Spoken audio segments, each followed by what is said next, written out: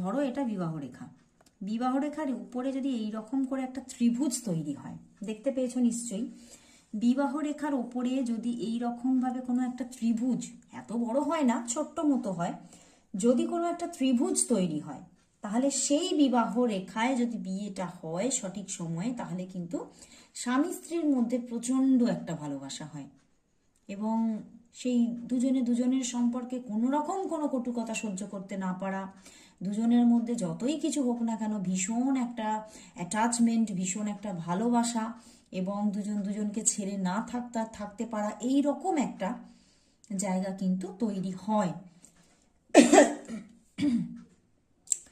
তো তোমরা নিশ্চয়ই একটু দেখে নাও, যাদের যাদের হাতে বিবাহ রেখায় এইরকম ত্রিভুজ আছে তারা কিন্তু সত্যি ভীষণ ভালোবাসাময় একটা বিবাহিত জীবন পেতে চলেছো। এটা তো একটা